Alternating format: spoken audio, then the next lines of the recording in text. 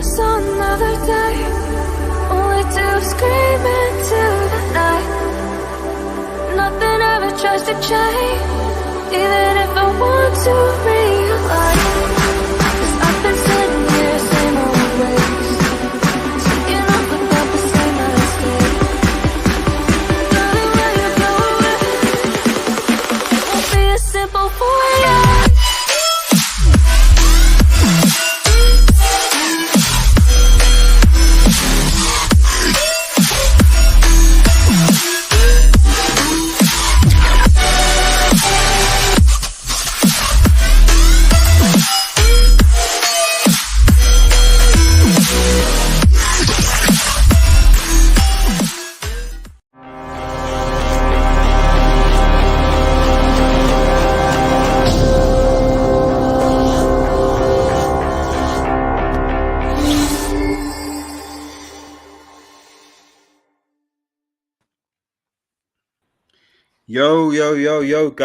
Yo, guys, Old Man G here, RDS, back again with another live from Red Devil Studio. It isn't takeover related, funny enough. It isn't takeover related. I've not heard from Tom for a while. This whole takeover talk has taken a bit of a quiet backseat for a while, which is fascinating given how many people saying it was close and what have you. So, but I'm sure we'll see Tom again at some point this week. But I'm not joined with Tom. I'm actually joined by Phoenix and Eddie, both from their respective YouTube channels. Phoenix was his first appearance on the show, who has a YouTube channel and a Twitter page, and obviously, I'm going to plug that. Eddie from Eddie's Football Waffles. Obviously, Eddie's links in the description as well. Shout out to Eddie. Thank you for coming back on the show. Guys, obviously, fellow United fans, how are you doing? How's everyone doing? Oh, sorry, before I even get to it, how's everyone in the chat doing? Make sure you like, share, and subscribe to Red Devil Studio if you're new as well. Follow us on Twitter, etc., etc. This is interactive, so have your say, get involved. I don't take things from there. But yeah, guys, how you doing? Yeah, man. Just really trying to deal with this transfer market. All this, all the hype.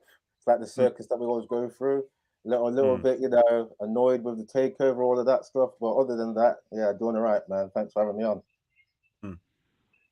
Yeah, I'm not doing too bad. I mean, I'll just echo what you've just said there. I mean, everything going on with the transfer window, it's hard to keep up with it half the time because you don't know who's coming and who's going. But yeah, thank you ever so much for having me on the show. No worries, thank you so much. Shout out to Elias in the chat. He said, "I was so pissed off. I went to the mountains for 7 to 8 days." Because I don't want to hear nothing about the transfer takeover. I came back, same old United, Link FC, Rumors FC. It is, and you've been a long time follower of this channel. I think you summarized pretty much what everyone thinks right now regarding Manchester United. I think people are quite tired. So I'm putting transfer news, taking news all that to the side for one now, and really just sort of break down and kind of reflect on what has been obviously an interesting season for Manchester United. I'll start with you, Phoenix. So just because obviously the tier list is to the right, but what are your just kind of overall general thoughts on how you felt the season was for Manchester United? I mean, the season started off very shaky. Well, not very shaky. I'll probably say extremely shaky. 4 games in, and against teams that on paper we should have beaten, but lost really heavily to. But I guess that's the same for quite a few clubs. Really, you get a new manager in, the players don't really know how that manager plays. The manager's getting used to the players that he's got, so it was going to be a shaky start really for Ten Hag and United, but over the season, we picked up and we turned a lot of those bad results into great results, and we ended up getting Champions League football out of it. Where a lot of the pundits at the beginning of the season were saying we've got no chance of Champions League football, and a lot of my friends as well were saying United aren't going to get Champions League football. But now next season we've got Champions League football, so we kind of silenced a lot of the pundits and a lot of City and Arsenal fans, which for me is a is the biggest win out of the whole season, really. Fair enough. Fair enough. And yeah, Eddie, go for it. Yeah, what Yeah, your I'm just thoughts? gonna say, yeah, Felix with a nice summary there, man. It's like it's hard to just put everything in a nutshell because like the season was like 38 Premier League games and then the extra competitions. I think we were one of the teams to play like the most games in the calendar. Up So until a point, yeah. yeah, so it's like Ten Hag, man. We've said he's like he's been a wizard. He's done well to get blood out of a stone with some of these players. Rebirthed a lot of players like Wan-Bissaka. Brought through people like Garnacho, who's given us some good moments to celebrate, and obviously won us the Carabao Cup, where a lot of us were thinking we were not even going to win any silverware. The task was to just get the football, calibrated with like possession, play more high press. But we've had some good bonuses this year. We've had some things to celebrate. Obviously, near the end, we couldn't sabotage those pesky neighbors, those noisy neighbors that are trying to take over. Man, it's like, yeah, we've got to try and ignore that and acknowledge that we're in the process of trying to like get back some power and compared to last season, you got to say this was a great season because last season we were close to being called the new Banter FC. That was the thing. So yeah, it was an overall good season. Yeah, fair enough. I mean, obviously, I've spoken to Eddie about this before in terms of how I think this was on the live after the FA Cup. I don't think I said anything after what City did, but it's difficult for I think I said something along the lines of like it's an okay season. It's an okay season because there's a lot of stuff. I'm happy that Manchester United obviously broke the trophy curse, won the Carabao Cup, and I'm happy that we're in a better position now than we were before. But there's still quite a lot of things that happened this season for me that I'm not happy with Manchester United. That it's difficult for me to say that it was a good season. Like an okay season, okay, I can say it's okay. I'm not going to say it's bad because we won a trophy and we got top 4, but there's certain things that I look at and go, if this happens again, or this type of what I'm seeing happens again next season, we could be in trouble. Which Are you is talking why about like the freak results, like 7-0? Not in the freak. So yeah, so the one about is a part. The freak results obviously were the set new records. Like there's no way for me it's acceptable for you to concede 7+ goals away to Anfield. Yeah, it's just not acceptable. I don't know. It just isn't. Like, and I couldn't. Others could dismiss it as like it was a freak. It just sort of happened. But it's like, okay, yeah, but it didn't happen under Moyes or Van Gaal or Mourinho or even Ole Gunnar Solskjaer. Like, so, it just shouldn't have happened. And the fact that it wasn't the only time that Manchester United capitulated that season against City early in the season, like, okay, 6-3, so like, but when you think about like what other teams in the Premier League, can you name any other team in the Premier League that conceded 7-6? Aside from, I think Bournemouth conceded 9 to Liverpool. So I'll give them that. Yeah. But City 6. Aside from that, I can't think of anybody else. And you're Manchester United, not Bournemouth, who haven't spent barely any money on getting players, etc., etc. Yeah. Oh, yeah. Just real quickly though, I gotta say, like, this team has some PTSD from Ole's season last season. Like, we saw that the team was capitulating against Liverpool. Like, okay, it was 5-0.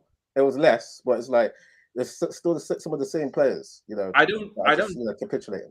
I don't disagree with that. But this is what I'm saying. That's why, like I said, I can't necessarily say it was a good season because I still saw sheds of what you just said. Ollie's PTSD. The capitulation against Sevilla again was like, I was like, what the, and that's the Sevilla one is the one that I'm more concerned about because Liverpool and City, I can be like, whatever.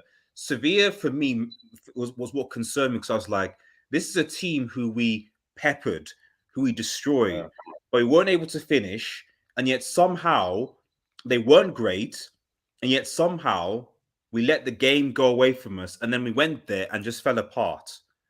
Yeah. Over those, that's the one where I was like, okay, there's still this issue in this team.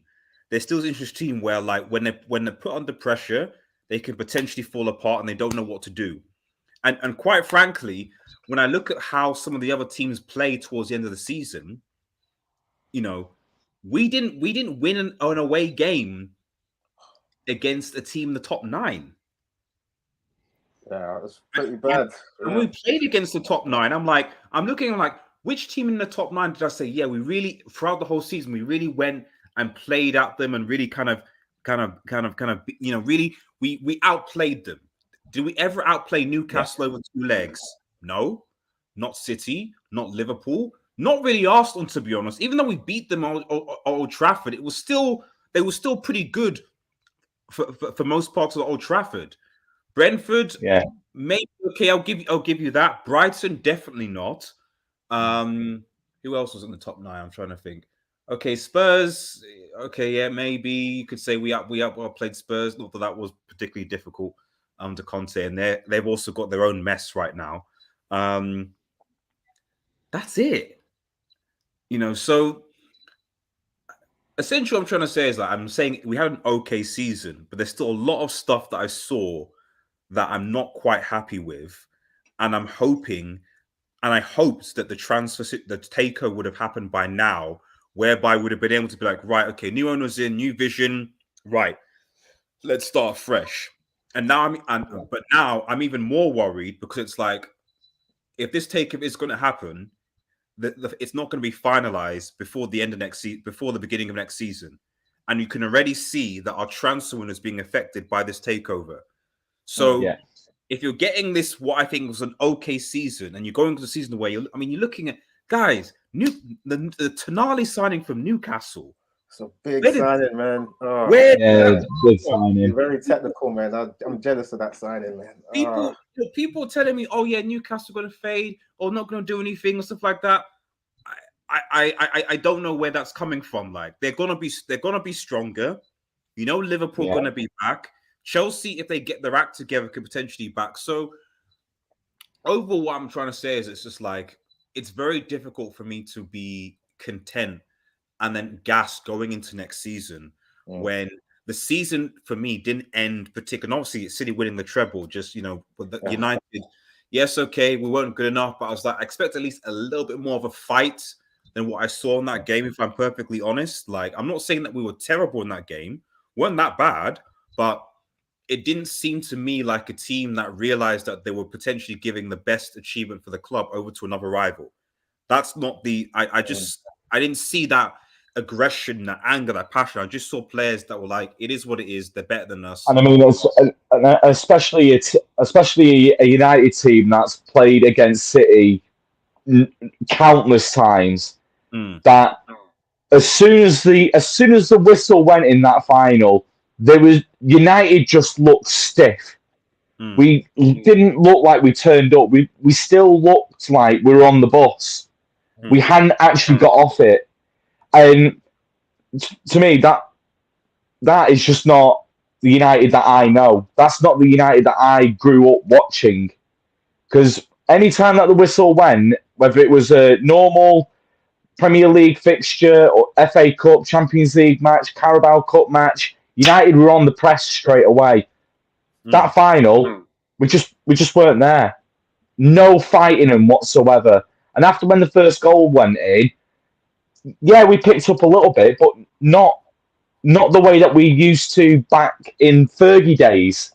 And for me, I was disappointed watching that FA Cup final, and I don't know if you both agree, but to me, that FA Cup final was just atrocious for United. I was gonna say, mate. I was gonna I agree with what you're saying because I watched the final twice. Yeah, don't ask me how I made it through the second time, but I was doing a watch along for the first airing of it. I was on someone else's channel doing a watch along for it. So you know when you do watch alongs, you're kind of half in the game and you're half in the comments, trying to react to the comments. So I was when Gundogan's goal went in after 12 seconds, my head was gone, and I was kind of in and out of the game because I was just stunned. And my friend is saying here, man, the lack of fight was disgusting.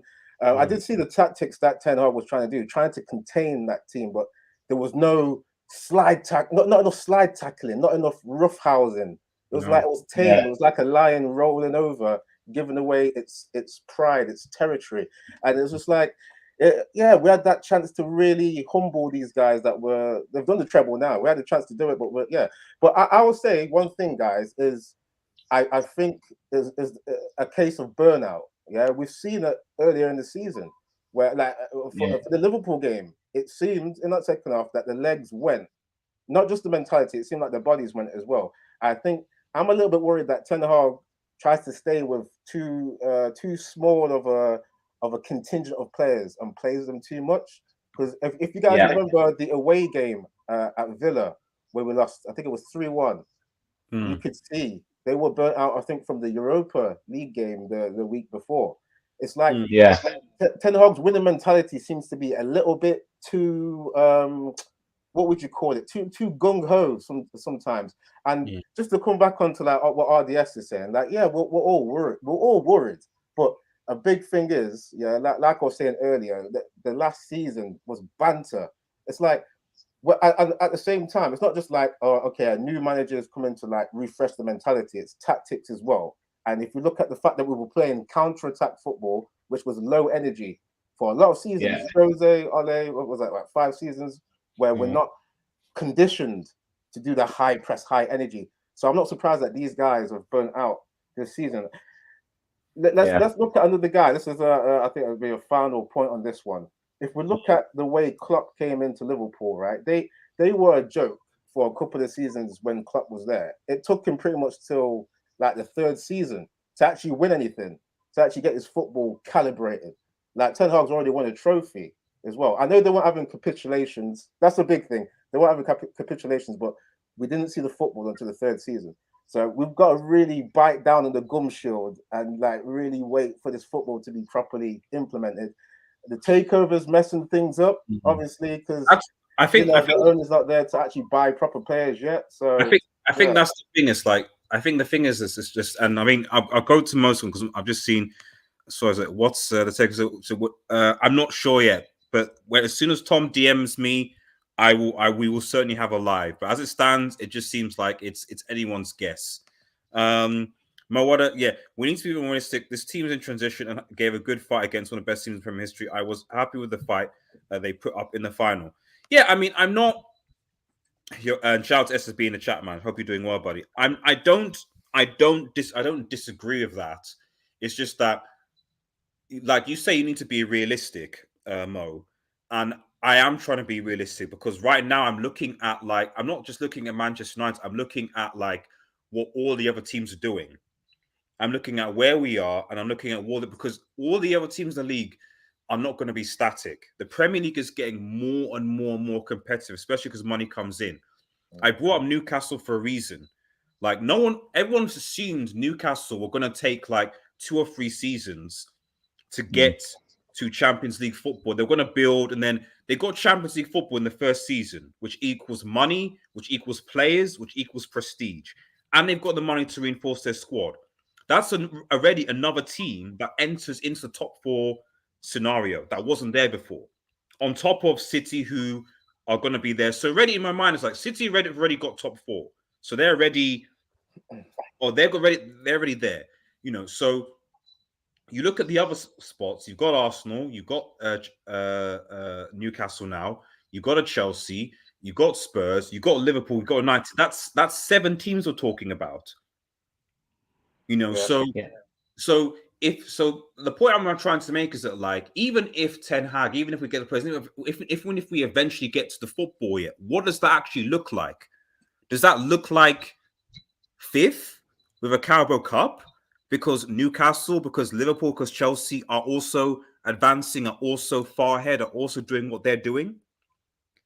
Like, I don't see, unless like the new owners come in and do a madness, and by new owners I mean Qatar. I don't mean to Jim. I don't see how United right now, from what I saw this season, bridge the gap. Because quite frankly, and if people want to be honest, it's like we got top four because, in part, because Chelsea and Liverpool capitulated for most of the season. Like let's keep it a start. If Liverpool hadn't capitulated, if they'd actually strengthened their midfield, did what they did, which is what they're trying to do now, and Chelsea basically didn't have Graham Potter or Frank Lampard as coaches, let's keep it a start. If there anybody else, bar Frank Lampard Potter, and I know you can only play and who's ahead of you, and you can't predict things, etc. But why I'm saying this is that those circumstances aren't going to be the same next season. I get what you're saying. Let me just say it real quick, RDS, is that we've got to remember that there's been a lot of seasons where there's teams that just they don't show up in the supposed top six, right? I just had the picture of the Leicester City win of the Premier League coming to my mind. Like there's teams that fell off then. There's always seasons where Liverpool's falling off or Chelsea doesn't do well. I'm not saying you can just keep relying on that, but it just seems like because like there's so many things that's going on. You have another team. You have another team like Newcastle in the mix now. Yeah, so that's true. That also makes things more complicated because it's like now there's a team now like now we have to worry about another team that wasn't even in the equation when it came to sort of top five, top six. So it's even. I'll just say this, RDS though, just to put a little silver lining. I know it's not going to be the best thing here because top four is not a trophy, but it's going to become the top five, right? So there's going to be 5 places to get that prestigious Champions League football. Oh, you mean the Champions League? Yeah, that's something like that. That's a big thing that people qualify for now to get the money to attract the big players. So we've got to try and count some of the positives, you know. Fair. Right, let's get going to the tier list, man, guys. Like, so, and obviously for those in chat, shout out to anyone who's watching to like the video, and obviously for those who are watching Eddie's channel as well, shout out to you guys as well. Make sure you like and subscribe to Eddie Football Waffles channel as well. Let's get to the tier list, guys. I think and obviously, guys, it's interactive in the chat. Let us know your thoughts are. So I'll just go here. So the first player is our man. I think that's Victor Lindelof. Man. I actually think Lindelof had a good season.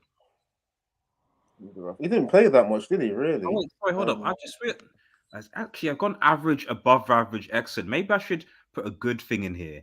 Actually, give me 1 second. I'm gonna see if I can add another text box below. Give me 2 seconds. Add row below. There. That's a bit going from just average to above average is a bit big. So there you go. All right, 1 second. This is me being good. Sorry, guys. I've just realized that I messed this up again and poor. There we go. That's better. Okay. Sorry about that. Okay. You know what, RDS? It's going to be hard to discern between above average and good. I thought above average meant good. Am I wrong? No, I'd say no. I think good is like. I think average for me. Average is like. Good is like you've had a good season. Above average is like this player is like gone above and beyond, but it's not been like superb. Yeah. I'd agree with that. I mean, you've got like good, and then like your above average is basically like he's had a decent season, but it's not been impeccable. Yeah. So it's above average. It's basically the step up from basically saying he's had a average season. Yeah. I couldn't get the words out then. I was like, does that make sense, Eddie? I'm just gonna go. You guys will lead this then. I'm just gonna go with your logic. It's like my brain knew what it wanted to say, but my brain's malfunction. Just somewhere between here, it just kind of like it just faded. So where I put is I would put for example, this is Lindelof. I put Lindelof as Lindelof had a good season. For me, I don't think Lindelof have an average season in that. Like, I actually think like he was solid. Above average for me, I don't think so because I think that we had more elite defenders, like I say, Lizandro was playing that like were step above Lindelof. But for what Lindelof did for most of the season, he was very consistent. And given that he was third choice, like he did what he needed to do. You know, so for me, that's why I think that like Lindelof, that's why I say Lindelof for me had a good season. In fact, I think that when we talk about all the defenders that we had, I think a lot of the defenders that we had good to above average, seasons, in my personal opinion. But the midfield we'll talk about that later. But I don't know. What do you guys think? Just for in my opinion, I just like I said earlier, I don't think he played enough games because he was third choice. He played a lot of games. If you put all the cup games. Okay, cup games. Yeah, okay. Yeah, you know what? Yeah, because I'm just trying to remember. I don't really remember him that much. But yeah, I remember when he did play the games. I remember he was good, and I thought he should have been in front of the likes of Maguire. But we know what we know why Maguire gets picked because of that captaincy tax. So yeah, okay, I agree with good. Cool. Yeah, okay. I agree with that as well. And Joseph, for his attributes and what he brings to the table, he's been average. That's good. Yeah, exactly. I think he's between average. That's good, but I put in good because I think that especially when Lisandro, who was out for the rest of the season effectively, and Varane were out, he basically came in. He played alongside Luke Shaw at centre back. He played alongside Varane. Like he was adaptable. He did his thing, So for what he did coming in when those guys were out, I don't remember thinking when Lindelof came in, oh my goodness, we conceded that goal because of Lindelof. Yeah. Lindelof was in position. Lindelof made a mistake. No, I think he did a good job for what he did, So yeah, that's my 2 cents. Although I think Mo thinks that it will have an average season for Lindelof. Right, let's move on. So Sabitzer. Now he was only here he was barely here, to be honest. Like he came in January, and then he got injured for a bit. I mean, if I'm honest, he had promise, but like much like Martial, I knew from the second we signed him was like, because I was Samasi, who's a Bayern fan, he said like he's got talent, but like he's injury prone. And me, if you can't keep fit for a loan spell, like it's no buy. But I don't know what do people think. Yeah, I mean, personally for me, I'd be looking to put him in NA because, as we said, we got him in January and he was pretty much injured as soon as we bought him. So he's not really, for me, he's not really had enough game time for me to be able to say whether he's had an average season or a poor season. So for me, I'd put him in NA on that one because you can't really give a full. I mean, I can't give a full analysis. There's certain games where he came in and then he was, what do you call it? He was playing a professional job, is what I would say. I would say there were certain games where, like, if we didn't have him, we're having people like McTominay and we're probably, struggling in certain games. For me, I thought Sabitzer, though, like, wasn't just like, because I think he's average, to be honest. I thought he would be better than what he showed, though. Like, I thought he would be levels above McTominay. I don't think he's that much better. He's better, but not like that much better. Like I've expected to see like a bit more of carrying the ball, just a bit more of like what do you call it? Like how Gundogan, like he will control the pace of the game, things like that. Do a bit more playmaking. I thought he was a bit too passive, but I think just average for me.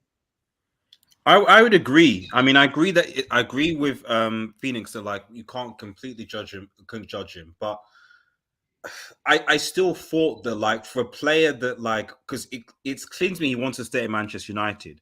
So if a player that wants to stay, at least in the initial, because that some players that when they come in, sort they give a good impression of themselves, and even though they end up being bad afterwards after a couple of games, but I just didn't get that from Sabitzer. Like, as I agree with Eddie, like he's definitely better than McTominay.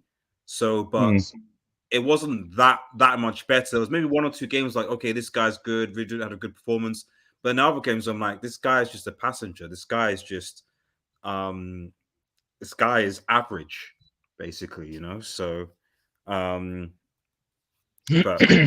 yeah, he wasn't kept on. He wasn't there. So, you know, NA or average. I mean, I don't. Let me guys, let me know in the chat where you want where we should put Sabitzer. Do you think he's had enough to make a decision? Should it be average, or should we is there not enough implement NA? Let me know in the thoughts and we'll move him up. We don't all agree. Next one is Lisandro Martinez, World Cup winner, man. I think before the injury, I would argue he was our best defender, personally. Yeah. You know, I think he had an above average season. But what do you guys think? I mean, I'd go with above average. I mean, he certainly did. He was certainly one of our best defenders out of all of them. He was always there he was always there to make the tackles. He was always there at the breakdowns, and he always made sure that the defense got back. Was it a great season? No, I wouldn't say it was an excellent season, but he was definitely the loudest and definitely the best defender out of all of them for last season. You know what, mate? I think we've got to give him excellent, man. I've got to fight for Martinez because it's the first, it's the first season as well in the Prem. All these pundits like Jamie Carragher was saying, "Oh, too small." You know, had all this criticism, big pressure as well, man. I mean, the price tag was quite high as well, where pressure comes with that, and for him to get slip into that back four and survive that game that he had with Maguire, where we got turned over. No, was it 2 games? We got turned over by Brighton at the start, and then Brentford 4-0, and he got subbed as well. And for him to come back from that mentally was awesome. And like my friend saying as well, like the certain tackles he was doing, which was just like he made me enjoy watching tackling. I don't enjoy watching defending, but Martinez, he actually makes it look entertaining. Yeah, and then the way he was playing on the board as well, like he plays from the back, like he looks like he could play defensive mid as well. Like he just showed us like some previews of what he can really do. So for me, and then one big thing as well. Remember when he got his first goal? Yeah, it was against Arsenal. Yeah, and it was from a corner. There was a melee of defenders around. Martinez had a head bandage and went in for a header with an injury to his head. That's how brave he is.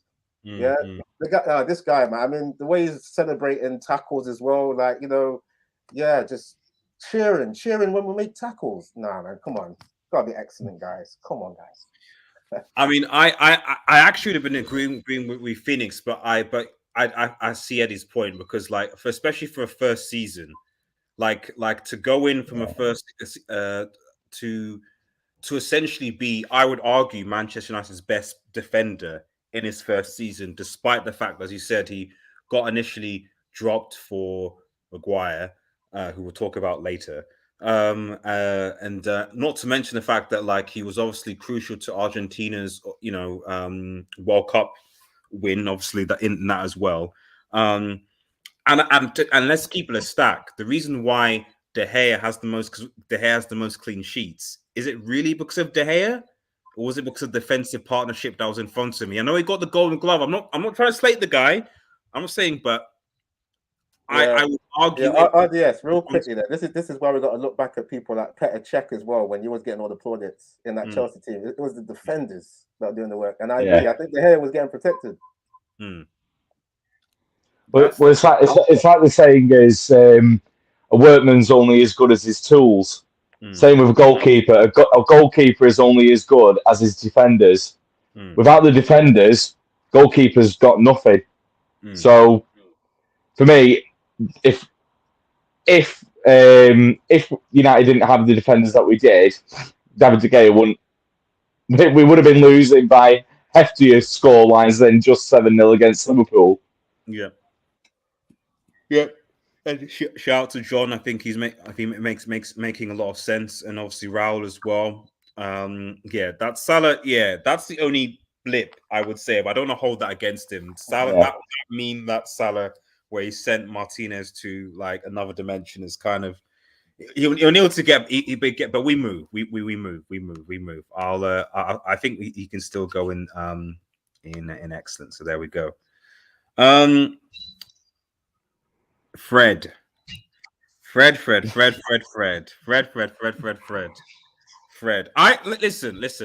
I'm gonna say. I'm not gonna say Fred had a good season, but I'll say Fred had an average season. I don't think Fred. I think it's a bit considering that there's certain players that I'm like, no, this player had a poor season, a disaster of a season. Fred, my conclusion for Fred is always like he's not going to be a world class, but at the same time, certain seasons and times where I'm like, he was desperately needed, like where this is the guy that needs to come on and be physical and run around, etc., and do something to disrupt. Like that's we know what Fred does. We know what his game is. So I think, especially, I think the game that I think surprised me most was that first leg against Sevilla, when I was like, why isn't Fred coming on? Like this is the perfect type of for him to sort of. Yeah. We don't need slow because towards the second half of the season. Like, and especially when Eriksen came back, I was like, Eriksen, McTominay, basically, these guys don't have legs. Like, we're just getting bypassed in the midfield. They can't run back. Like, we need. I'm not saying Fred is technically gifted, but you know that he has the energy to press. And I still remember that masterclass he did against City at Old Trafford when he basically man-marked KDB out of the game, took him out of the game, Haaland shut down, and we got the win. Arguably I felt the most tactically in that game. I was like, wow, I can see how United have tactically beaten Manchester City's Pep. Not lucky, but like we've actually been able to tactically win this game, even though and yes, if the referee helped us, whatever, but still, it's fine. But I was going to mention that as well. That VAR decision. Yeah. For the goal. So, which helped us, but still, overall, for the overall 90 minutes, because that was, I think, was it the 78th or 80th sort of minute, so it was still like more towards the end of the game. So for the first 75 minutes, we really had them, So yeah, I personally think Fred should go on average, but I don't know what people think. Yeah, I think average is fair. For me, Fred is so frustrating. Like you were mentioning a lot of great points, like the tenacity that he has to like the legs to defend, to man mark. It's just a pity that we never see a consistent Fred. I can't remember a season where we said, yeah, Fred is just that reliable guy. It's only like a few matches there, a few matches here that are good, and then we see him get bodied by people like Gray. I don't know if you guys remember a few seasons ago, he was getting shoulder barged by a guy that looks like a lightweight. He was getting just barged off the ball like a child. So there's like certain things he'll do like that where he's not got enough strength, and then he's passing sometimes. It's just horrible. Sometimes you're thinking like, I'm not surprised that people have said, "Oh, where's his Brazilian passport?" It's like there's sometimes where you wouldn't think he's actually a serious player. But I think what averages it out to him being average is that he's had certain games like when he was against Barcelona this season as well, man. Like especially I think the second leg where he got a goal as well. His defending was an assist, I think, as well. Yeah, was an assist as well. Yeah, and I think I heard. I was just going to say, I heard a nickname come out from Ten Hag. Supposedly, he called Fred the Mosquito, and I'm not surprised he called him that because when this guy buzzes around, he's a nuisance, man, stinging people's legs, just cancelling out attacks. But it's just the consistency's not there. So yeah, I go average. Yeah, I go average. For me, I've always said with Fred, like if he's happy to be a squad player, I think I'm happy for Fred as a squad, as United build a squad, and that's the reason why City won the treble. They have a squad. I'm happy for Fred to be a squad player. I think we can do better for starting 11, but for squad, especially if like you've got tired legs out there, need someone to really come in and press and do those things. I'm happy for that to happen. So, but anyway, let's move on. That's not Palestri. Who's that? What was her name? Who's that? That's really bad. Someone remind me. Okay, that's not Palestri though. That's not. That's a Is it Palestri? It might be actually. I'm looking at. I can't tell. I was on Google Hang trying to on. search for a picture. Yeah, it's Hang Palestri. on, I'm on the United app now because I'm questioning myself. Yeah, I'm looking at him like because Palestri looks a lot, but No, I'm it's looking at Fernandes. Abbey's. Isn't that Alvaro Fernandes? No. I don't think it. Yeah, I'm looking. It has to be Palestri. No. This is Palestri here. This is Palestri here. Yeah, that's Alvaro Fernandes. Oh. Sure it is. Ooh. Because I mean that. I don't know whether you can see it. It is. Because that image looks. Yeah, it's Alvaro. Alvaro Fernandes. Okay. NA, because I don't really know much about Alvaro. I don't think he's even started a single game this season. No, he's not. Yeah, I thought he's just been on loan, hasn't he? This season. And thanks to Tracy for that. Yeah. Like I'm sorry, I confused the South Americans. You know, so I apologize. I'm sorry. Christian Eriksen, guys.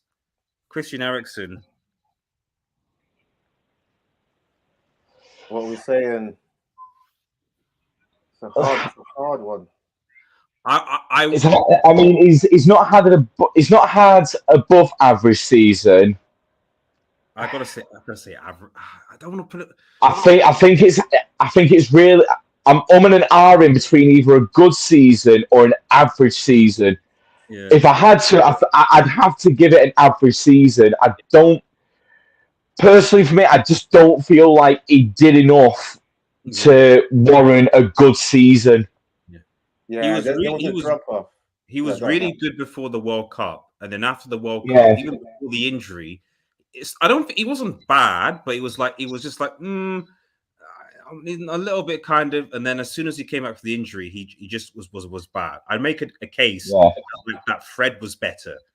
Like there were times when I was like, Fred was actually better than Eriksen, because I was like, Eriksen isn't doing anything.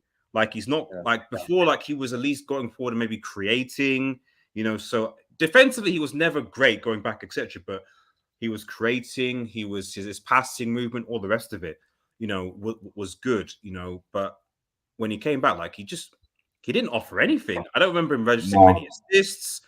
You know, creating chances, like nothing. You know, like. And he didn't have legs to track back at all. So he just, after the injury for me, I didn't know what Christian Eriksen was really giving to the team, really. Yeah, I would say as well, even when he was like having a good vein of form in that first half of the season, there were certain games where you would see, and well, for me anyway, I would question, why is someone who's had a legacy as an attacking midfielder is being played holding midfield? Yes. We've not seen him do that for Spurs ever. When he was at Inter, I'm pretty sure he didn't play there.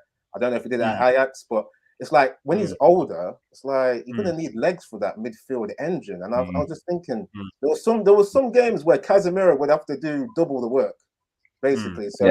But then again, there was certain games where you saw, okay, Eriksen's got some good playmaking here. You know, you can see that little good control of the ball, knowing when to pass. And then second half of the season, that injury messed him up, and I think it messed up his passing too, because sometimes I think it was actually Bruno that was playing. Sometimes some of the passing he was doing. I'm saying average as well. Fair, right? Okay. I mean, Ginger says the fact that he died, came back to life. Sam United won trophies before Spurs. I mean, that is wild. That statement is wild. I've seen that statement before, but it is so true. It is true. I mean, the fact that he died, come back to life. Tottenham have demolished the old stadium, built a new one, and he's won a trophy before Spurs. That's wild. Are we gonna have to upgrade Eriksen then? Because that is a top comment, man. I like that. It is. Eriksen into good for that comment alone, man. Yeah. I might just put him into good because that is actually wild. If you think about it, like that's actually if you think about it like that, then that's crazy. That's crazy. Tellez is an NA, to be honest, because like he was obviously on loan. On NA for Dean Henderson. Marcus Rashford. This is one that's gonna be interesting. AKA Rash Bappe. AKA Bappe, AKA signing a new contract. Marcus Rashford, man. I don't think there's need to be much discussion, really. I think it's just straight excellent because, I mean, without Rashford, I'm voting for a new section on top of excellent. Superb. Really? Really? yeah. Yes. Come Really? on. Record number of goals. Come on. Was it 31 goals? Something like that? Like, come on. And after the last season where I was ready to just get rid of him for maybe even for free. I was like, get out of it. Your attitude stinks. The way you turned it around, man.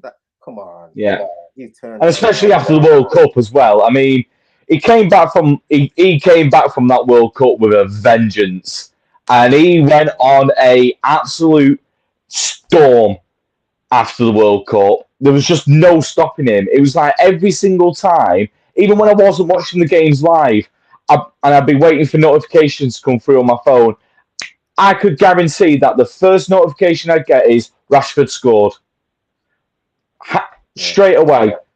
Every single game, it was just bang, Rashford. I can give you guys above average, but like What? I can give you guys. No. I can't give you excellent. One more before. No, it's got to be excellent.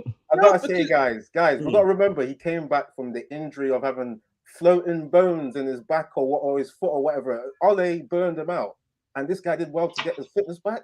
Yeah. Come on. I'm not saying like that. But okay, above average is still really good, guys. Above average is really good. It's just not. It's just, I think the thing for me, I mean, maybe this is where we could have done an excellent, is that like, you know, I agree in the sense that if it wasn't, Rashford was basically essentially our most consistent goal scorer this season. You know, he's scoring headers. He never scores headers. Exactly. Yeah. So I see that argument, because at the end of the day, there was no other player that consistently delivered goals. None of our forwards, no attackers, even Ronaldo.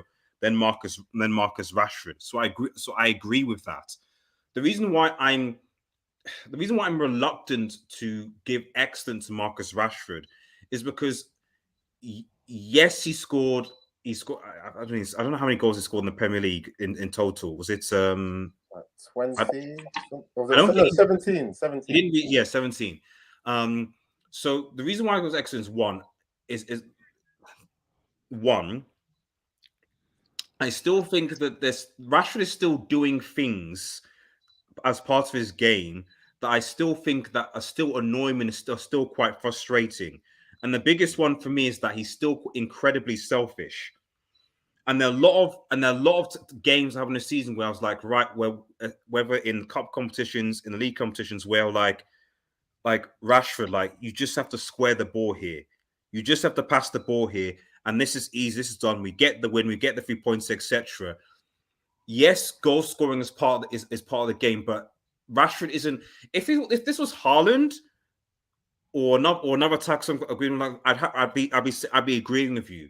But for me, Rashford is still, for all intents and purposes, like he's an inside forward, winger, whatever it is. There's an element to his game that I still need to see, which is his ability to create for other people and his ability to not be inherently selfish. Because there are times in the games where I felt it actually cost us because he didn't make the right decision. So it's a great point. But come on, he got his record number of goals in his career. Come on. But it's 70. But it's something. But it's still 70. It's still 17 in one season. Like, it's not nothing. It's not record, but it's not like he broke the 20 barrier. It's not like he And again, I'm not saying I'm giving him above average. I'm giving him above average, but I just think of excellent. I feel of excellent. You have to at least. Well, this is a season review, right? So we've got to count the 31 goals. Yeah, count every. Yeah. I know. And that's what I'm leaning towards, you guys, because at the end of the day, if it wasn't for Rashford, I don't know where our goals come from. So I'm leaning towards giving him excellent. My only thing about it is that there's still a lot of Rashford's game to me that was still quite frustrating.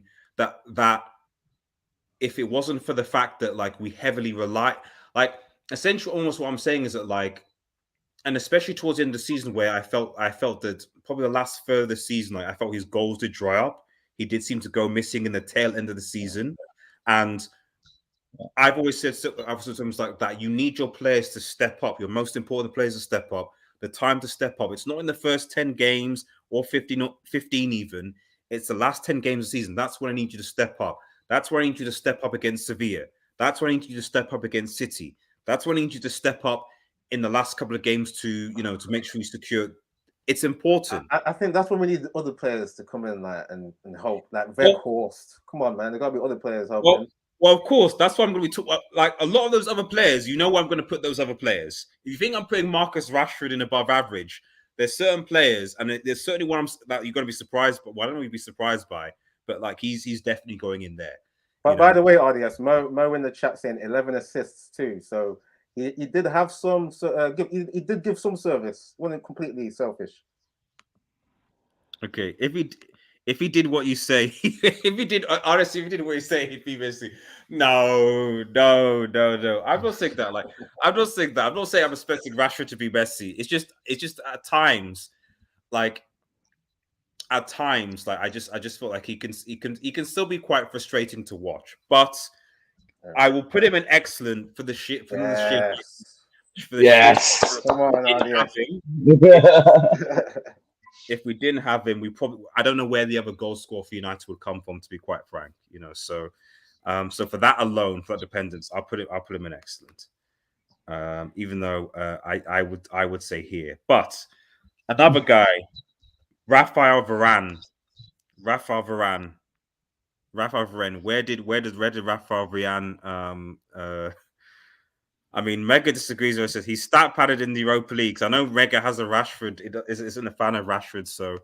But yeah, Raphael Varane, guys. What do you think? Ooh. What did we say for Martinez again? We said excellent, didn't we? Or did we say? Yeah. I would put him on. I don't. Now you know what? I need a little bit of time to think on this because I thought he was on the same level as Martinez. Actually, I'm trying to think of games because they're a great partnership as well. That's the thing. Like Varane really helped Martinez, didn't he? There was a great partnership, but I don't feel like he had an excellent season.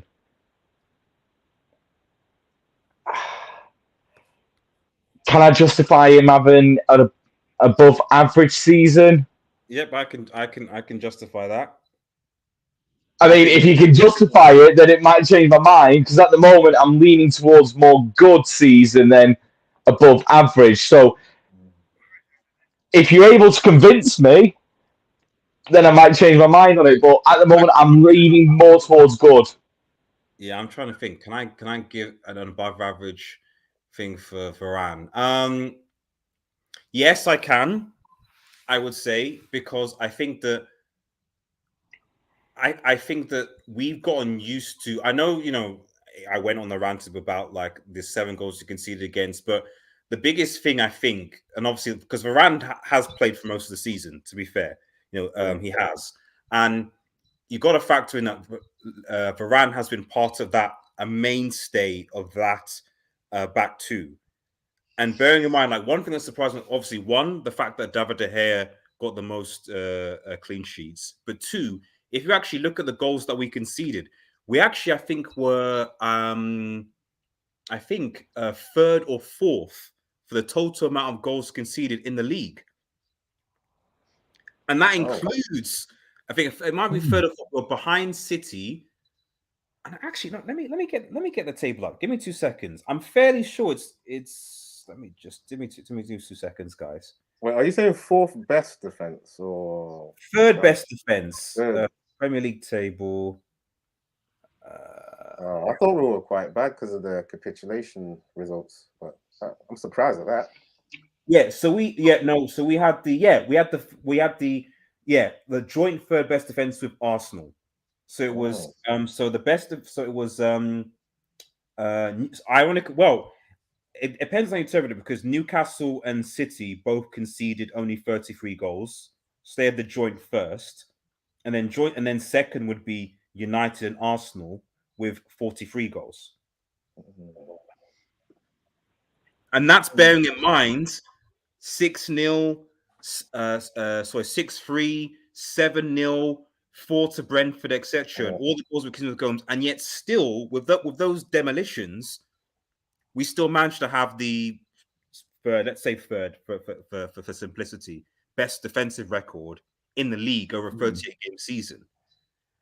Now that has that has to come from your defense. And obviously Lizandra was part of it as well, but obviously he was injured for the last let's say a quarter of the season. But Varane was part of that as well, you know. So I think based on that alone, you've got to put Varane at least an above average. I agree with that because I'm just remembering like there's certain games where like obviously Martinez can't just defend by himself. Like I remember like when Martinez would get caught out, Varane with his recovery pace would come over and help Martinez with like certain challenges or just clearing the ball. So for me, yeah, I don't think Martinez has that excellent season without Varane's help. So yeah, I'd go above average. I mean, I'll hold my hand. I did say if you're able to convince me that he had an above average season, I'll go with it. And you did convince me that he's had an above average season, so I'll go with above average. You convinced me. Let's put him there. Let's put him there. Well done, Varane. Now the controversial one.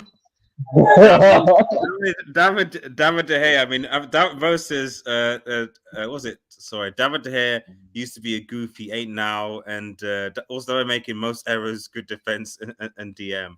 I'm just going to put it now. Excellent. Now I know that's going to be a controversial place for him, but yes, I know he had. I know he had some sloppy games. Not mentioning those games, but we know which ones they are. However, if you forget about those sloppy games and balls trickling in on a whim, forget about them. He was our best goalkeeper that I've seen since Van der Sar. Well, he's been the only goalkeeper since Van der Sar. You talking about overall, or are you talking about this season? No, overall. Okay, I agree with that, but we're talking about this season, right? So, you know, most errors, that's a big tax on them being excellent, bro. Come on. Well, yeah, but I mean, if we're going off errors, then realistically, no one deserves to be an excellent. Because all the United players have made errors. That's true, but like errors leading. So if we're going off errors, then realistically we should be moving Varane. We should be removing anyone from excellent and moving him down to above average. Well, it's errors leading to goals, though. That's the big thing for the keeper. Like last line of defense, he made 5 errors.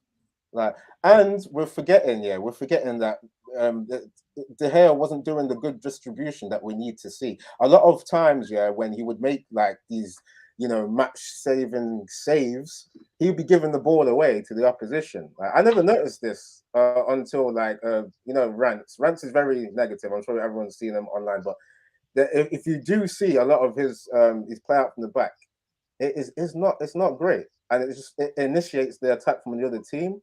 So for me, it's like it's such a mind fuck that he's got the golden gloves as well. It's like, how can you have most errors and then golden gloves, most clean sheets? But then we have talked about defenders saving them a bit. Oh, I don't want to be too harsh, man, but you know what? I'm gonna have to go average, you know. Oh no, but the errors. My head's all over the place. What does the community think? We're gonna give this to the community. What does the community think about David De Gea? Where do you? Because I don't think we're gonna agree about David De Gea on this. That's a hard one. In fact, what I'll do is I'll put it in a poll. Actually, I'm gonna change. I'm gonna change from excellent. So literally, it's just dawned on me now that the fact that we got to a penalty shootout in the semi-final against Brighton, and out of 13 penalties that Brighton took, he didn't save a single one. So actually, I'm going to change mine. I'm going to change mine to. I'm going to change mine to good. I'm going to drop him down because I'm sorry. 13 shots, 13 penalties, and he didn't save a single one of them. To be fair, their keeper didn't save one either, and like he's like because I don't think either. Like Who was that? Was that Steele? That's his name, isn't it? Like he's not supposed to be good though, is he? Really, compared to De Gea. Well, even still, like I felt in fairness to De Gea, then I actually criticized him more for the Sevilla one. The Sevilla one, I was like, that this is a joke. But that I remember watching the penalty shooter, and I remember all the penalties being really good. Like sometimes, like what penalty shooter was it recently?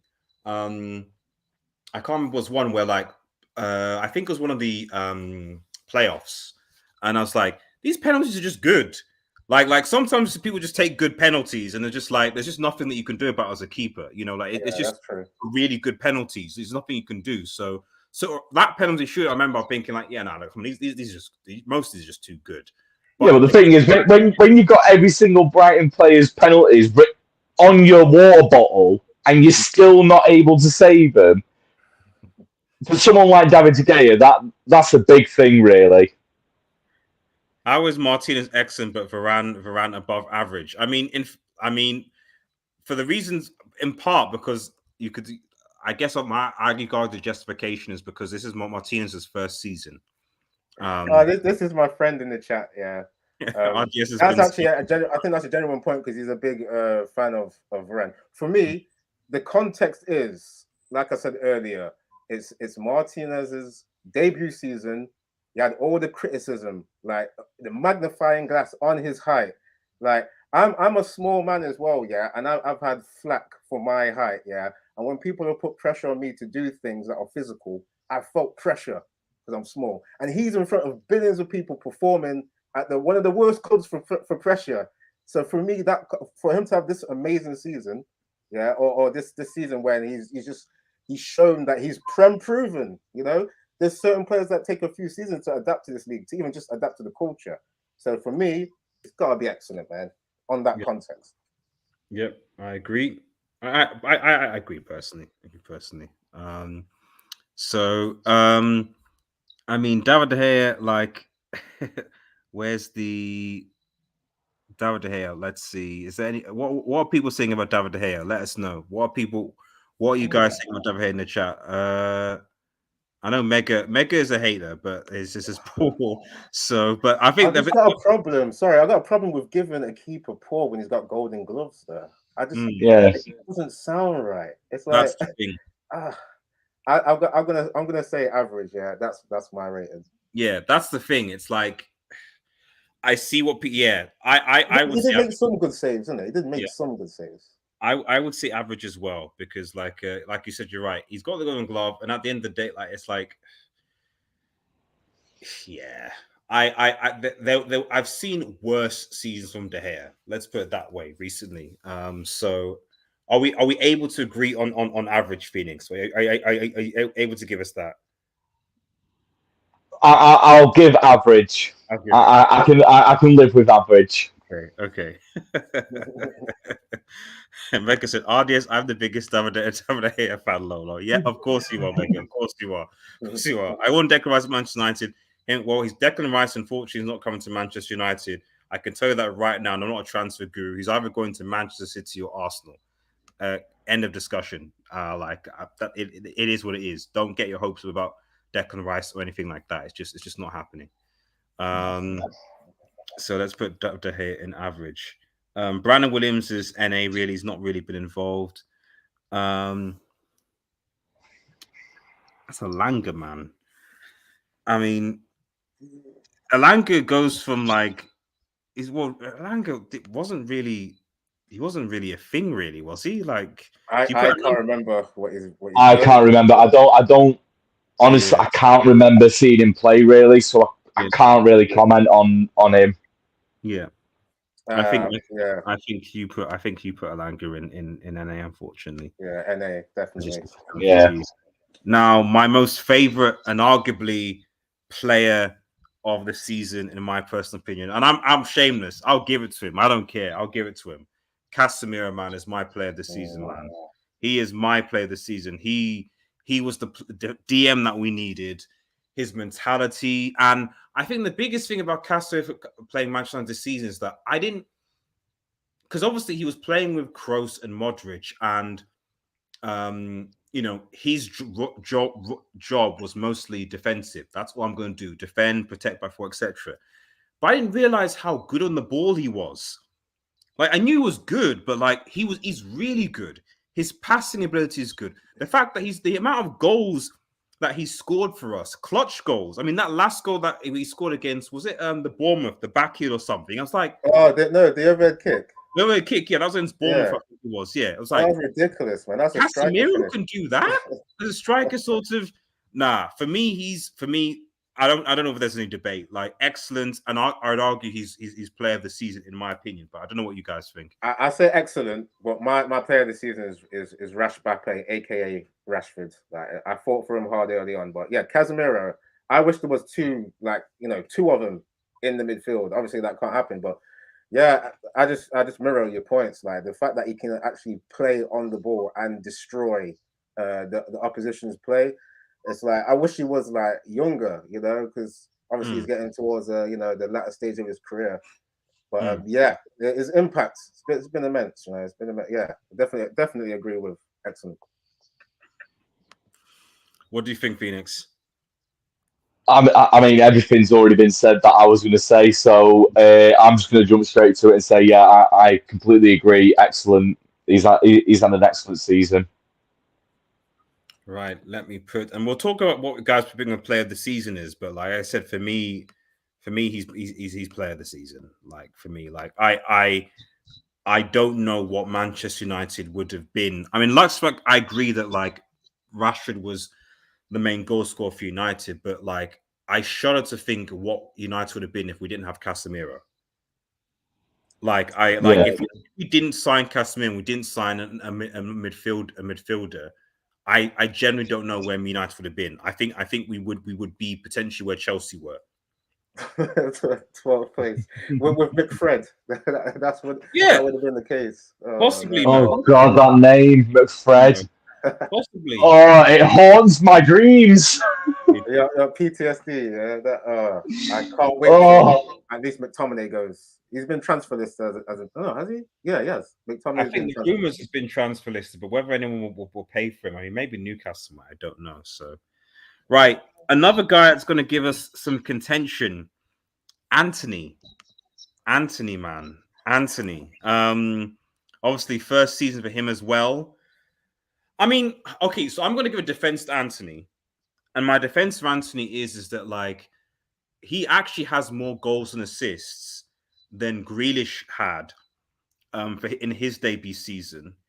Yeah, no one was on Grealish's back, and in fairness, Grealish second season, which is this season, he actually had a very good season this season. You know, so there are obviously things that frustrate me about Anthony, in particular of how one-footed he is, his decision making, etc. But are we being a little bit too harsh on Anthony, given how so many other wings and players like that sign didn't actually perform that well? In fact, I'm trying to think of any wingers or inside forwards in the Premier League that were transferred that actually did well in their debut season. I can't, as in this season, I can't think of any. You know, compared to Anthony, I can't think of any that come to my mind. I mean, you know, does Gabriel Jesus count? I don't know. Nah, he's a forward. No, he's more of a forward, is he? You know, so yeah, I'm not saying I would put him on in good, in just good, just given that it's his first season, like he got a decent amount of goals and assists, and I still see the potential in him that he can take a step further, but I don't know what people think. I mean, I was thinking above average, really. Oh, okay. Oh, I thought I was being harsh there. I thought some people were going to say average, but yeah. So go on, Phoenix. I mean, you hit the nail on the head with him. it's his first season, and his goal rate and assist rate was brilliant. I wouldn't say it was on. I wouldn't say it was the same. I wouldn't say he had a season like Martinez and all that, but he had a pretty good season. So I'd say above average, really. What do you think, Eddie? I've just been like actually making some notes because this guy, he's been for me, he's burned hot and cold so many times. Like I'm just gonna start off on like positives because like I don't forget like those big goals he got, like the one against Barcelona when he cut in. Yeah, that was a beautiful corner. That was awesome. Like doing that under pressure, that was a good one. There's other ones where he scored like his cut-in shot, where he tries to be like Robin, tries to put it in the top corner. I think when it comes off, it looks amazing. He's got a couple like that. I remember the one against Man City, which obviously didn't really mean much, but that was an amazing goal as well. But it's like he has to get the balance of knowing when to shoot and then knowing when to pass. For me, I think you should be able to have that decision making. Like as a player that is gifted, like Ten Hag, wanted to stay on this player even after it went from the 50 million valuation to 85 mil. Ten Hag still believed he could come and perform under pressure. For me, I want to see some more dribbling. Maybe we'll see it in the next season, but we're talking about this season. So not enough dribbling. In terms of tenacity and just getting stuck in, yes, that it was like 10 out of 10 for that. He was showing up the likes of Sancho. So I like that warrior in him. Like he's got that dog in him, So I like that kind of battling mentality. But yeah, it comes down to it's like the point you were making with Rashford. He's got to know when to give the ball to the forward. He's got to know when to do that. So that's the deal breaker for me. So overall, I'll say my rating is it's going to be average. It's going to be average. I mean, your friend Ivashka says, Anthony Paul, stop smoking, please, RDS. He's trolling there. You just you might have to put him on a sin bin, a lot. I mean, I'm happy to go either way. I mean, I think because Phoenix, did you say above average? Yeah. And then I said good, and then Eddie, you said average. So I guess we should go in the middle of us three and put him in good then, right? Yeah. I mean, I'm happy with that. Is that fair? Okay. Eddie's like, I don't want to be too negative, but if it averages out to good, then that's fair, isn't it? Oh yeah. By the way, RDS, Ivashka is actually Josh. I don't know if you remember when you were on my channel ages ago. When we did the preview to Barcelona versus Man United. Oh yes, yeah. That's him. So he's just trolling. I mean, for me personally, like I know we're judging on season, but there's always a part of me that gives a and also it's one of the things what Ericsson says, like when it's their first season and I've seen something from you.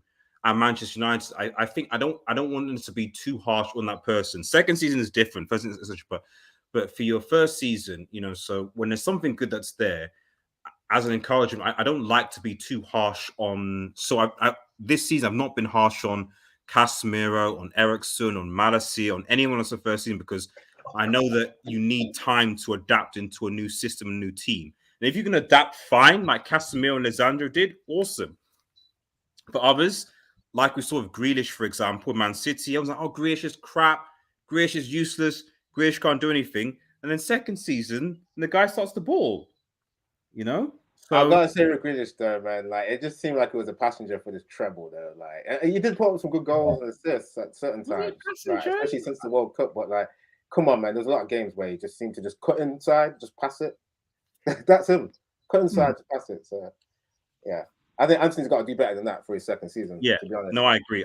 If he plays like this last season, it could potentially be here. But for his first season, I'll give him the benefit of the doubt. Right now, the youngster, the youngster that sort of broke out this season. In fact, I'm going to put a lot of these guys in NA because we didn't really see a lot of them. So, but the youngster that did break out this season, Garnacho, man. Garnacho. He obviously had that injury because of a price thing, but like, what are we saying? What are we saying about Garnacho, guys? What are we saying about Garnacho?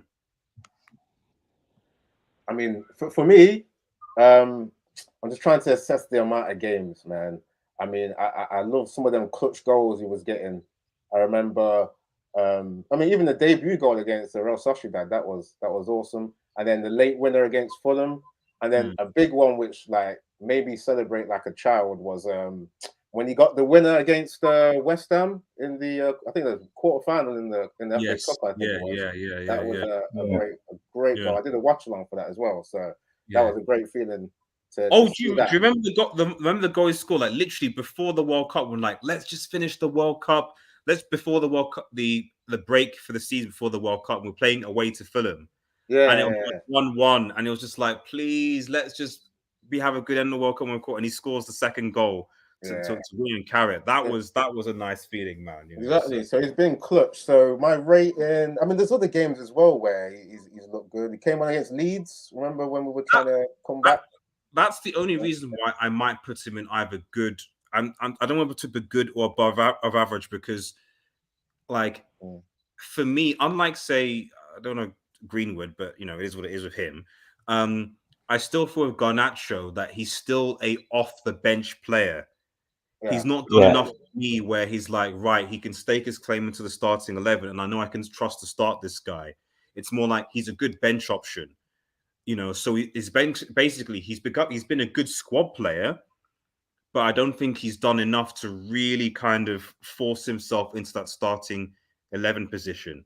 I mean, I think a good game for Garnacho to potentially start next season will be against Luton.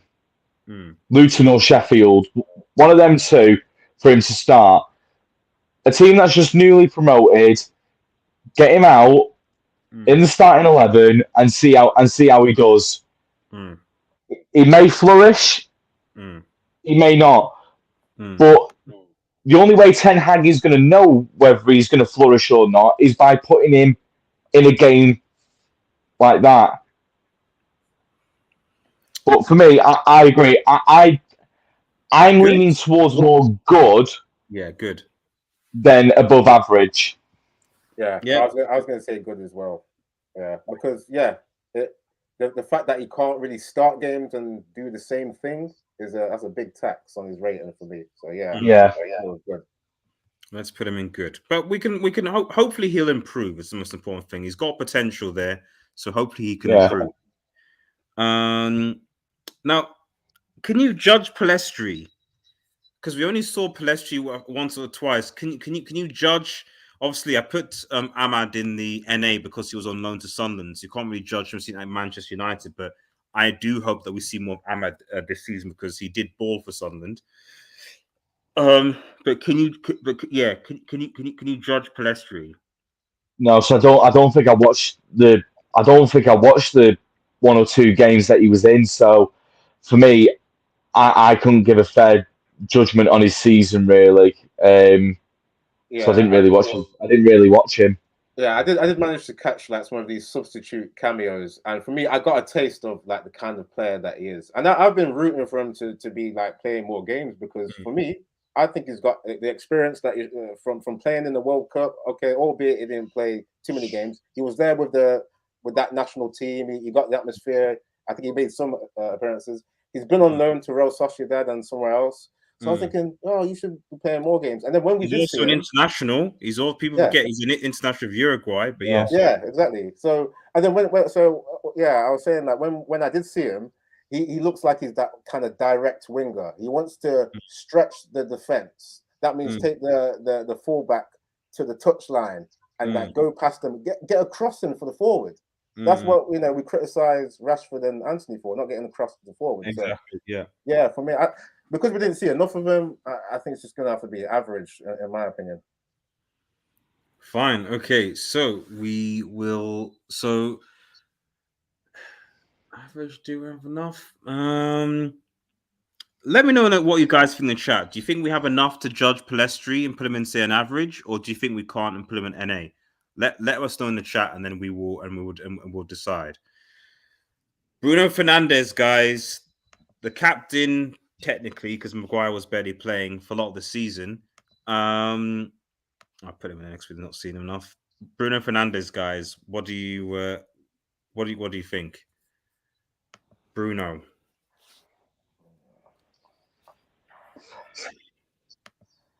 This is a hard one for me. Big up Rajat. It's a hard one for me because like he's shown some good versatility, I would say, or maybe average. Because maybe it's average because there was times where he was put on the wing. I don't think we've seen enough impact, but he did have energy, right? He did have energy. He's got. That's the thing. The big thing about Bruno Fernandes for me is his fitness to keep running and to keep running. Yeah, it's like like what they said back in the old day, an energizer bunny. Like you just keep going. Rarely gets injured. I mean, it's been a kind of a pressured season as well. Him taking on the captaincy armbands from a joke of a captain. So gotta give him props for that. He's not gotten like the goals and assist return though, like he did before. But the system's changed, so you're not going to do that. For me, I don't think he's been like technically sound enough to run a game, and that's not even his game really. He's more of a transitional player, isn't he? Like more of a counter attacker. Yeah. Do the long ball in behind. He needs work on like building up with 1-2s and stuff like that. I'd have to go. I might be wrong though, because there's certain things he might have been doing as well. But I'd go average. Ooh, yeah. Interesting. Because I mean, Mo says excellent, but not quite. Phoenix, what do you think? I mean, I was swinging towards above average, but after what's just been said, I'm now doubting myself, and I'm like, was it actually a good season?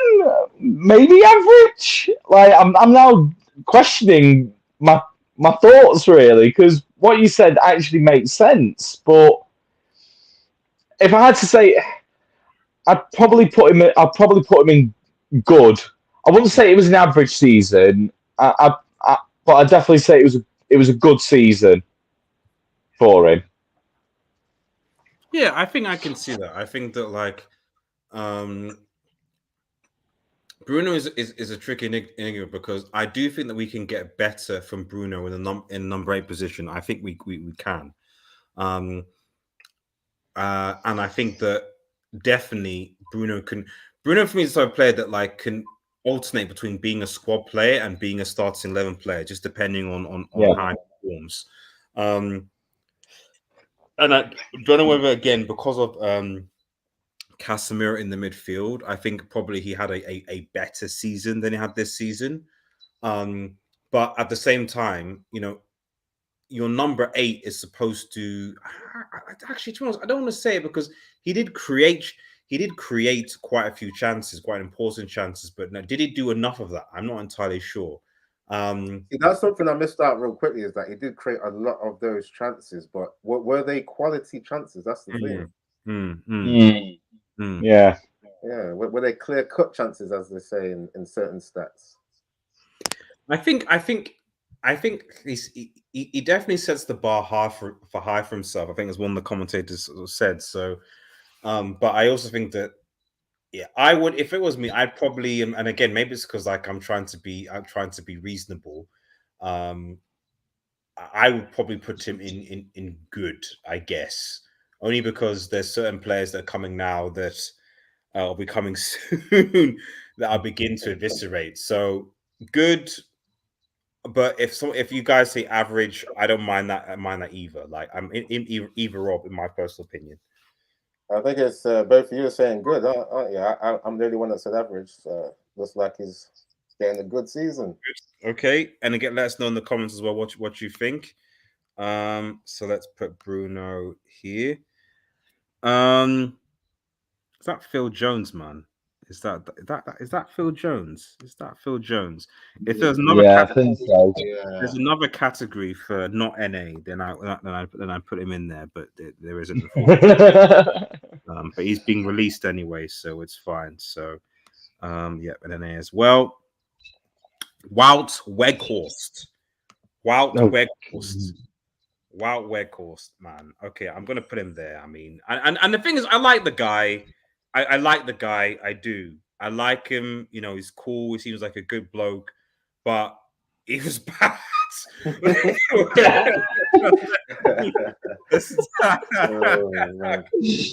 I'm sorry, but like, I would have rather, if Ronaldo was happy to stay, I'd have had 37-year-old Ronaldo in that number 9 position over Wout Weghorst. I don't care what anyone else says. Yeah. Just like, if he was happy to stay, it would, it would have been fine. Like, it just he was So I bad. was just gonna say, once you go and talk to Piers Morgan, there's no way back. No, there's no way back. There's no way back. But man, still, I was like, and I think the thing is, I always knew he wasn't going to be great, but when I saw him in the World Cup, when he dunked on Messi's Argentina and scored that brace, I was like, okay, maybe we might get something from this dude. Maybe we might get something from this guy, because he came up, he rescued his country to take them to penalties against Argentina, like two header, and then I think as part of a set piece. Like, bro, fair enough, a brace in a quarter. I think it was the quarterfinal, wasn't it, or round of 16? One of the two. It was one. I think it was round. It was quarterfinal. Yes, it was quarterfinal. It's like, geez, fair enough. And we just didn't see that from Wout Weghorst at all at Manchester United. Like, that just wasn't what we got. Like, it just wasn't. So, I mean, I don't know what anyone else thinks, but like, yeah, Wout. After the season he's had for Man United, I forgot that he was clutch at a World Cup. Like, under those kind of circumstances where it's like pressure to even save your team, I completely forgot. Yeah. Like, if there was maybe a section on this screen for like maybe banter, he'd probably go in there, because I think his goal scoring record was it 2 goals in about 28 appearances? It's something ridiculous where it's like he could be a contestant for maybe the worst forward that we've signed. Big T stop. Big T stop. This is the problem with stats. Okay, yes, but at the end of the day, got Gary Neville in the chat. The point of the chat, okay, is to score goals, and I don't think he was here for us for at least half of a season. He didn't score a league goal. Man. Like, he was here for I don't care how much better we were. Like, he was here for at least half of a season, and he didn't score a Premier League goal while he was here. Nah, sorry, it's poor. That's poor. I'm sorry. I think he got one though. I think he got one. No, he didn't. He got one goal in the cup. I think it was FA Cup. I think. Oh, FA Cup. I remember he scored against Nottingham Forest. Like, he got a rebound. Was that a cup? Yeah, do we play Nottingham Forest in the FA Cup? We might have. We played them in one cup. It might have been Carabao. Anyway, okay, so no Premier League goals. I thought he at least got one. But Big T in the chat, he's been on my streams before, and the amount of times he's tried to make a case for Weghorst, it's like, I don't know if that's Weghorst's brother or whatever, but it's like he's let you down, Big T. He let you down. He was the conductor that enabled us to score. That's a very interesting take. He's a pressing merchant. But I'll give Weghorst one good accolade, yeah, and that is in the FA Cup semi-final when we played against Brighton. I'm sure you guys will remember when it was just before Solly March missed his pen. Yeah, Weghorst cursed the ball with that kiss of death. He did. So, you know what I mean? He's got some kind of powers. It's a pity that it's not like, consistently putting the ball in the back of the net. He did. But yeah, Poor, you can't argue with poor. Come on. Right. Almost there, because I know we're going to round things up almost to just an hour and a half, so we're trying to speed things up. So another guy is interesting, Diego Dallo. Diego Dallo is a very interesting one because Dallo, for me, started the season well under Ten Hag and was clearly Ten Hag's first choice. And then for whatever reason, after the World Cup, Wan-Bissaka, and the thing is, I don't think Wan-Bissaka was actually bad before the World Cup. I just think that Dallo was the preference. Dallo was doing well, and there's no reason to take Dallo out. But as soon as he came back from the World Cup, Wan-Bissaka, is just ahead of him. And I know he's got the new contract, but I know a lot of people are like, why isn't Wan-Bissaka getting a new contract? And even Wan-Bissaka's ability going forward, in my opinion, has gotten better. So it's like, and to be honest, I haven't this season anyway. I've not seen a massive difference between Wan-Bissaka and Dallo's ability going forward. Like before, Dallo's really good going forward, but this season, there's not that. It's not like Dallo was getting multiple assists, crosses, and bombing and like that. No, I don't see there's that much of a difference. But Wan-Bissaka is still defensively superior to Dallo. It's not even a contest. There's no debate about that. Wan-Bissaka is the better defender. You know what, RDS? I'll say real quickly, it's a myth that Dallo is better going forward. I think what we see is when Wan-Bissaka is trying to go forward, he just looks really awkward. Like he gets some stuff done because I remember he's dribbled forward sometimes, especially against Man City, games like that. Where it's he just looks like it's a very hard effort for him to actually do it. His technique is off. That's the only thing. Feelings. I don't know what you think. No, excuse me. No, I completely agree.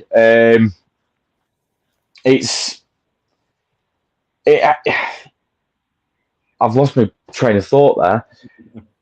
I agree with everything that you said there completely. My brain's just gone fuzzy there. I did have something to say, but I've had a complete mind blank. It's okay, mate. It's okay, mate. It's okay. What's your rating, though? Where would you put him, though?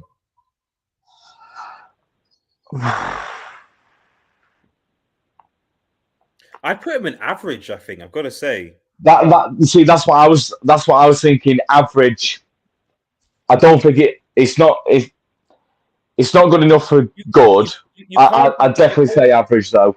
You can't be saying that you're putting a good season when you're finishing the season as a second choice right back. Yeah. That for me, you can't. Yeah, you can't be. You can't be a season, Even though, yes, I admit what we did at the beginning of the season, but then you can make the argument that we were actually better, or we got better towards the end in the terms of the second half of the season than the first. I don't know. I mean, I've got to make a I've got to make a case for my boy, man. I mean, he was one of my favorites. Obviously, not last season, but for the first season under Ole, but when we were just focused on his game, which was defense. For me, I've got to say, for this season, for me, he's got to be good because his confidence had to be in the bin. I think mentally he was worse off than Rashford, and I made the case for him being coming back from the dead. Wan-Bissaka, everyone was saying he can't play football, all of this kind of stuff. People were not believing that he used to be a winger. It was that bad. People wanted him just out of the team.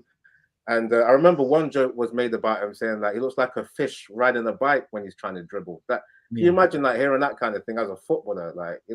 That's major trolling. So for me, to make the comeback and actually improve going forward too, I say it's got to be good in my opinion because of the mental comeback as well.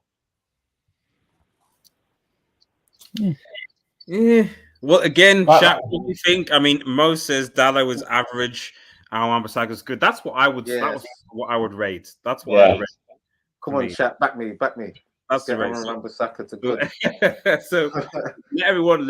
What else do people think Dallo average? Let us know in the chat, and then we'll move. But as it stands now, I think that Dallo's going the average bar. But let me know what you guys think in the chat. Because Dallo played better at left back than he did. That's another point as well. You could argue. You know, like he was a good substitute in at left back actually. I don't know. We'll come back. We'll come up to him. But let me know what you think in the chat. Scott McTominay.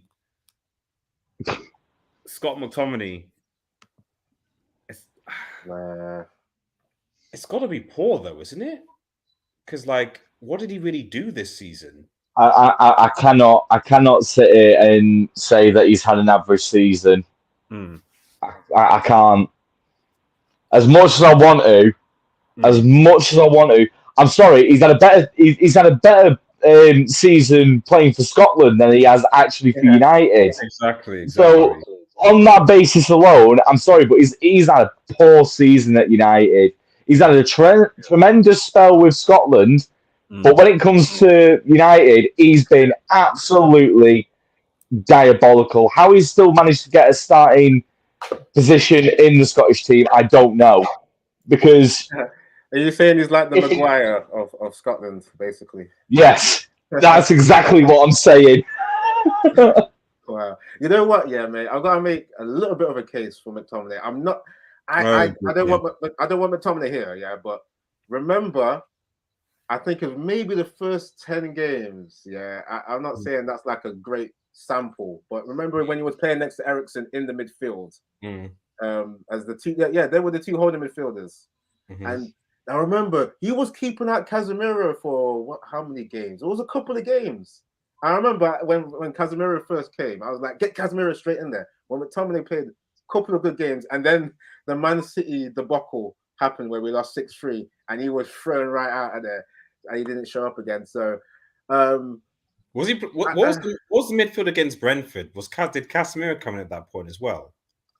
I don't think so. I think that was early. That was too early. Okay, yeah. He's going in poor. Yeah, I'm not arguing against poor, but I wanted to give some good points for him at least. Sorry, McTominay. Sorry. There's a lot of started so well to keep Casemiro on the bench for a few games slow. Yeah, exactly. Bruno still needs to do well against big sides away from home. He goes to Anfield, Etihad, to James Park, and Emirates. He also needs to have great discipline.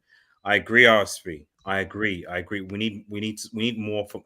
We need to still see more from Bruno. To be honest, it will be interesting if United actually get Mason Mount. I don't want him, but Mason Mount is a number 8, so I don't really know where that fits Bruno. Do you play Bruno alongside Casemiro in the whole? Maybe that's what Ten Hag wants to do. I don't know, but like if you're gonna play, you can't play for me Mount and Bruno together unless you're gonna play Bruno as a holding midfield alongside Casemiro, which he did do a few times for Manchester United this season, but. You essentially can't play 2 8s. So either you're replacing Bruno with Mount, or Bruno has to be deeper. Yeah.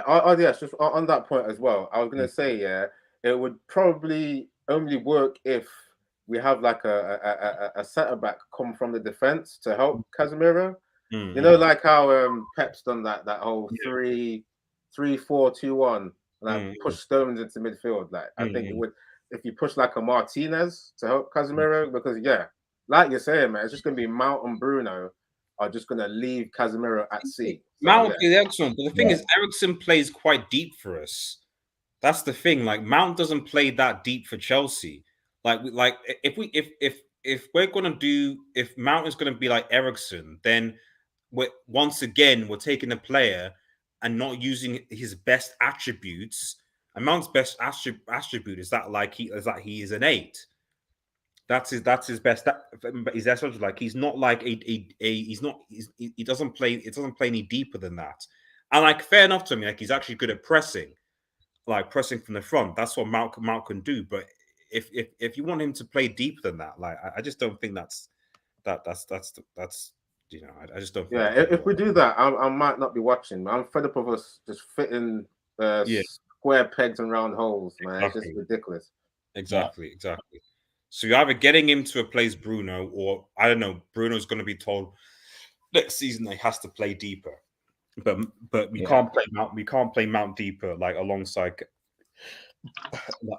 Casemiro or whatever. That's just not it. Just like we're using Eriksen again to do the same thing. When Eriksen, to be honest, has spent most of his playing career playing like either as a wing or number 8. Like it just doesn't make sense. Wait, John Trey says Ten Hag wants to use 2-8 so we are quick in attack, counter-attack. I mean, maybe, but I don't really know how. I don't think we can play like. He's going to have to sign more players for us to be able to play like that. I can't stomach counter attack again, guys. Like I don't know about you, but like watching Jose and Ole do it for that long. Oh, I know Ten Hag's a good coach and he adds a little bit of sprinkles of the high press, but it's like we're gonna do like mostly counter attack. Nah, I can't handle it. No, it's so boring to watch. Like we don't control games. Like exactly. On, which I'm tired of not being able to, you know. So, so just shout out to those who are watching, by the way, for the transfer thing. So just so everyone knows, according to Fabrizio, Juventus are close to full agreement to extending Adrian Rabiot's contract.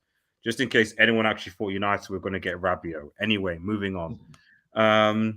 So I've not said anything about Rabiot for that or any transfer for that reason because we're not linked or signed to anybody close aside from Mount. Caicedo, that's what I say. Caicedo. I would love us to get Caicedo, but Brighton won't sell him for any less than 80 or 90 million. I just don't think they'll have that cash. Pay it. Put it on the credit card and get these new owners in. Yeah, we should. So yeah, we'll put Dallo. So everyone's in Savage, so we'll put Dallo here. Luke Shaw, guys. Luke Shaw. He's been Shaw this season. Yeah, I've liked him. The fact that he could play, I didn't think he could play centre back. Yes, you know? That's why part of me is like, do I put Luke Shaw in excellent or above average? Because you have to give him the props for the whole. Like, dude was a better centre back than Maguire. Yeah. Like, dude was a better centre back than Maguire, left-sided centre back, and it was really good. We're playing Luke Shaw with Varane, Luke Shaw with Lisandro Martinez. Like, he made Maguire 5th choice centre back. Yeah, he made Maguire 5th choice. Like, he was like, you know, I mean, arguably, I make a case that, to be honest, like, I much rather prefer Luke Shaw as a left-sided centre back than actually as a fullback. Yeah, I agree. Fullback, but actually, I was like even in the final, I was like, oh, you know, maybe in the final we could have played Luke Shaw left-sided as a centre back, and then just had Malacia going for. Maybe we would have been, I don't know, you know. So I'm not saying it would have. To be honest, I'm not sure it would have stopped the 2 goals because I don't think the 2 goals were that era's fault. You know, I blame Eriksen for 1 or 2 of them. Both of them actually, yeah,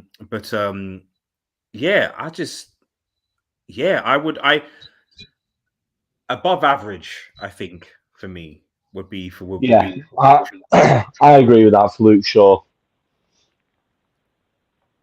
I completely agree. What do you think, Eddie? You're holding your breath.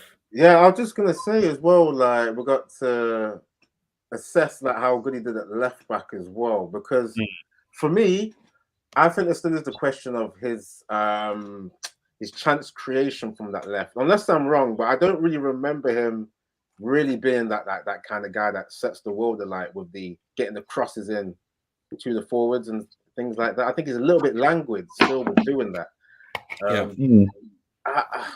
It's between good and above average, but I don't know. Just the player that centre back really surprised me. So. Yeah, you know what? Fuck it. Yeah, above average. Let's go. Okay, that's why I think if he played left back, I would agree with you.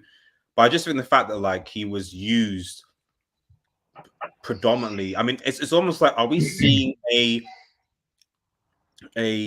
for me, I don't actually see why Manchester United should be going out to getting as much as I would love Kim and Jay, I don't really see a reason to why Manchester United should be going out to get another centre back. You know, you've got Lisandro, you've got Varane, keep Lindelof, I think is decent enough, and then you can play Luke Shaw as a left-sided centre back. If you want to get, and potentially you can, you know, if you want, you can get a really, really good You can see maybe how Marcia development will come to him later. But yeah, I don't know. I just think that we don't need to. If we don't have a lot of money, we don't need to go and get another centre back when we've got Luke Shaw who can do a perfectly reasonable job there. Yeah, I agree with that. Yeah, I agree. Let's put Luke Shaw into the above average pile here. Now, arguably one of the, in my opinion, disappointments of the season, to the point where I'm like, I'm very tempted now that this guy should be sold. To be honest, I'm getting a bit tired. Jadon Sancho, man. Oh, you're done. You know, I Oh, would argue I'm close to being finished with this guy. I at best I might give him one more season, but if an offer comes in from a Spurs or other place and say, hey, you know what, we'll give you 50 million for him, I'd be like, yeah, sure, take it. so that would be a loss of, is that 30 million or 20? No, 25, yeah. 25. For this guy, is not even old yet as well. That's it's a bad loss of money. I don't know. The thing is with Sancho, we don't know what happened. Like there was the whole thing of like him going away from the camp. He was not involved with the squad. He went away, I think, to Netherlands, and Ten Hag did some stuff with him. There's clearly some even issues that were going on that were probably happening last season as well that weren't shared, but clearly Ten Hag has inherited. So I don't think these are new issues, but I just don't know what's going on with this guy. I don't get how even at Dortmund, like he was balling, he was doing stuff, but he wanted to come back to England. So it's like he's just like I get people say about the system and about people having there, but it's not just that though. It's like it's mentality. Yeah, that system thing is just an excuse. Yeah, like fair enough, the ball playing, like I get that team, I get that, but like you can see certain players was like this the mentality. It's like you're not tracking back, you're not listening to instructions, you're not going forward, working hard, you're a passenger in games. Like it can't just all be we don't have the players, the system, blah blah blah. He's got like I'm tired of seeing players that have like that I know are talented, that have good technique, that don't apply themselves mentally. Like I don't like that's why I'd even make a case where like I'd say that Sancho's season is arguably worse than the Weghorst. Because I know no, we're not. Come on, we can't do that, RDS. No, like, remember how he started off the season, bro? Like, how did he start off the season? Putting Van Dijk on the ground. Yeah, I remember when we beat them at home. But that's what's so frustrating, though. That's the thing. It's like, so I know you have that talent, ability to do so. So why is it that for that I'll see you do that once, maybe twice in a couple of months, then for the rest of the time, like you do nothing. You frustrate me. Like at least with Weghorst, I'm like, this guy's crap. I don't expect anything from him. It is what it is. It's he's always there to press whatever. So I don't have any expectation from the dude. And also we just got him on loan and we need to replace him with a striker. So like it's not like it wasn't his fault. He took the opportunity, came to United, did what he did. You are a 75 million player who is on what 250 to 300k a week, and this is what you're giving me? No, that's not acceptable, bro. Like it's not, man. I'm sorry, like it's not like, and like I said, if it's because you've got some personal issues or things are going around, then fair enough. Yeah, I think that's the big thing, because he for me he looked like because like there's certain games where I just watch him and the body language is just off. Like he doesn't want to be on the pitch, which is weird. So I hope he can go and get the therapy that he needs. But like when you're playing at a top level club, there's not or top level anything in life. When you're going through mental stuff, you need to be taking the time out, or you need to go to like a lower level and rebuild your confidence. Yeah. But I'll say this though, like I don't think we can allow RDS to be talking about Weghorst in the same sentence, man. Weghorst was absolutely awful, man. I was looking at Sancho's goals for this season. Like there was a good couple of games or several games where he was scoring or getting some assists. He did have like at least like 30% of the season was good. How many had like maybe a good 10%. How many goals and assists did he have for United this season, Sancho? How many overall goal in all competitions for a guy. I keep on stressing this. We spent 75 million on this player, and he's one of the most highest paid players at Manchester United. Like, and he's going into his third season now, and he's been poor. I hear what you're saying there, but all I say is that he got more than Weghorst. You're putting him on Weghorst level, which is what I have a problem with. He did, but think about how much hate and slander that people have given Anthony. And Anthony's even had more goals in his first season. And he's getting paid less. This is a guy who's going into his third season for Manchester United, and we're still waiting for him to do stuff, to be consistent. And the frustrating thing that I have about him, and it's not just him, all of our wingers do it, but in particular him, I'm like, his defensive, like that's why I've seen sometimes like Ten Anthony said I've taken him out because he doesn't track back, he doesn't work hard. Yeah, I don't like that. Like when the reason I think putting Weghorst is because whatever you say about Weghorst at least tried. I can at least see Weghorst running, working hard. I'm not saying he's a great player, but I can see what he's doing. I can see him press. I'm seeing what's doing. That's at the very least all I expect is effort. Like even if you score a really, really good goal, and I'm like, yeah, Sancho's awesome. I'm happy for him. When you consistently mentally don't put in the effort, it's like, okay, well, I don't know why. And this is going to be the theme for a lot of the players that we're going to come. We're going to finish off with is that I don't know. I don't know. I just think that like if this was his first season, I'd be like, okay, maybe we can see. But this is his second season now, and he's going to his third season. I'm like, I don't know what I'm going to expect from Sancho next season. It's just a shame from him. It's a shame because you're putting stuff into a good context. Like obviously, I disagree with like the Weghorst thing, but it's like, I expected to see more dribbling, things like individual talent. We didn't see it. So I was going to argue for average, but 30% of the season, I'm going back against my point now. Playing 30% of the season well that's not even average, man. Like average would be at least half the season. So he probably is poor. I don't know if you're going to go for something worse. That this guy went from being England call-up. He was in the England team. The guy couldn't get like he was playing. Like and whatever you cuss about Southgate, at the end of the day, like he was playing. Like Weghorst got called up to the Dutch. Like Sancho was playing, but he wasn't. Yes, I acknowledge that point. Yeah, but the thing is with Southgate, there's a bit of nepotism tax. Yeah, Maguire is playing in that team, and he don't even play football. you don't even play club football. The thing is, in defense, as we always say, in defense of Maguire has at least shown that he's been good for England, so he's got credit. He's got credit to back on. Sancho for the last 2 years has not shown that he's good for England or that he's good for Manchester United. So you've got to have a base. You've got to have something that people can say, okay, really, Sancho's credit is like the guy bought for Dortmund. That's Sancho's. Yeah. We're still thinking, oh, he did this at Dortmund, did this at Dortmund. Okay, cool, but you're not at Dortmund anymore now.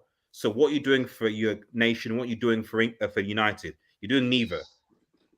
So, and now, like I'll be right. If we keep Sancho, I would start Ahmad over Sancho on the right. That would be embarrassing for him. It would be. But I would rather take my chances with Ahmad. Like, and if Ahmad flops, then fine, okay, bring Sancho back in. But I could even see Garnacho at this point being started over Sancho. So yeah, it's depressing. Like you just put everything into big context there because I want him to do well. This is the thing. I'm arguing with myself in my mind over just liking him as like I've just seen your comment, Phoenix. We'll just move ahead then, because we are actually over time. It's almost 2 hours. And I thought we were going to be an hour, so let's actually just quickly. So I think we can all agree Sancho is going to go into the poor category. Yeah. And I would argue that is there really a debate on Martial going into there either? Could even say NA. No, he didn't play enough games. He didn't. Yeah, he couldn't even make it up on Martial, but I think he needs to be sold, man. He's Again, another talented player, played with injuries, and even when he has played, I don't think he's been consistent enough. And for me, that's been the sum of Anthony Martial for the last 2 or 3 seasons. Injuries, and then when he has played, has had a couple of fantastic games, and then piss poor games. So he's been up some. Yeah. So I tell you what, though, I never forget when he was top scorer for like under Ale, the first season. That was awesome. Yeah, that was good. He got it, and we were saying, Ollie's getting the strikers thing, but there you go, consistency. And that's the thing. So whatever you say, and I always tell people, I'm like, we're so reactionary merchants in this generation that we see someone do one good season or one good trick, and we're like, this guy is amazing, this etc. No, for me, a world-class player, a top player, you do it season after season after season after season after season. That's why people rate Ronaldo and Messi, because they've done it at the high level for so many seasons, and they take that for granted. But quite frankly, a lot of players, a lot of modern players, especially now, like they can't do that. They don't do that, Maguire, you might as well put him here as well, or NA, but Maguire's he sold, should be. I mean, I don't think we can put him any higher than poor, really, because I mean, even in the games that he did play, he just didn't look interested. He just didn't look like he was there at all. And I'm not even going to get started on the Europa League match when he came on against Seville and headed in an own goal. That was just absolutely ridiculous. The fact that we went 2-0 up and then we drew 2-2. Yeah. I'm sorry, but Maguire for me, 80 million, not worth it. Not worth the price tag. You know what? Yeah, he's one of them players that he's made me troll like my own players. Like with him, he's so mistake prone that I'm like, if he's playing at the top level, he will have the first ever stat of expected mistakes per game, because literally the own goals, passing the ball away, it's just he's shocking when he plays. Yeah, shocking. Yeah, it is. Poor, sold, move on. Right, okay. Wan-Bissaka, man. I think we said Wan-Bissaka should come to good. Good. I think that the case has been made that and this is why, and I don't hate on Sancho, but this is kind of why I don't have much sympathy for Sancho. I don't know what he's going through. Is that Wan-Bissaka, was I don't think what's his name Ralph rated Wan-Bissaka at all. He was cast out to one side, and even Ten Hag appears to not rate him particularly, or for whatever reason, he's not his thing, etc. And yet, despite that, it was like, you know what it is? It's fine. I'm not playing. I'm not being picked. I'm second choice. But when I come on, I'm going to take my chance. I'm going to do what I can do. I'm going to do what I do best, and that's what he did. And at the end of the season, the dude ends up being our starting right back. That's what I'm talking about. The mentality. I'm not saying he's been amazing all the time. But that's the mentality that I expect to see from Manchester United players, at least. Yeah, for sure. Just one more thing on Maguire. Big up to Prima in the comments. Like he's saying worst signing in club history for Maguire. Like I don't know if I'd argue because of that price tag as well. We thought he was going to be a genius for that 80 million. We thought it was going to be like Van Dijk level, just defending in isolation. The price tag's the biggest thing, but then I guess I could say that you could say the same with Lukaku. I mean, I guess we sold Lukaku for similar price. It wasn't that big of a deal, but I mean, we spent 80+ million on the dude, and at the end of the day, as to be our striker or go-to, and then we got 2 seasons, then he left. So even though we did get the money back, so it's not as bad. Because Maguire's going to go for 20 million or 30. And also, Chelsea spent 100 million to sign him again. So, actually, to be fair, so we actually somehow Lukaku actually retained his value when he left us. But Maguire, no one is paying 80 million for Harry Maguire. Yeah, I would say definitely worst captain. I think that's not a debate. Yeah, worst captain in Man United history. Yeah, Sanchez is close, but never actually cost us any goals. Yeah, but he was a waste. Sanchez was awful. Alexis Sanchez waste man. I just Yeah. still put him in that category, man. But yeah. Yeah. So Donny van der Beek, who he did play for a bit of the season, but he got injured. Do you say that he goes or in NA or? Personally, I put him in NA because I don't think I've seen enough of him this season to give him a full rating. Really, with the amount of injuries he had, personally, I put him in NA. If I had to give him a rating, I'd probably say average on the games that he did play, but overall, I think it has to be an NA because he wasn't involved in the season enough. I really, guys, we've got to like shed a tear for Donny van der Beek, yeah, because the couple of seasons he's wasted under Ole, and then finally when his football dad comes to the club, that Ten Hag, yeah, he's coached them through from being young, and we were thinking, like, I was thinking anyway, okay, Donny van der Beek is going to get put into a system now. He's really going to get that push forward, and then I would say it wasn't even average, to be honest.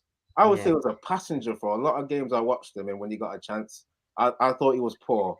And for me, I think his morale has been destroyed by Ole not playing him properly, because when you get left on the sidelines, you dry up, your fitness can go, Yeah. confidence will go. So yeah, for me, it's unfortunately poor, and yeah, I wish he was better. To be honest, I actually think that he didn't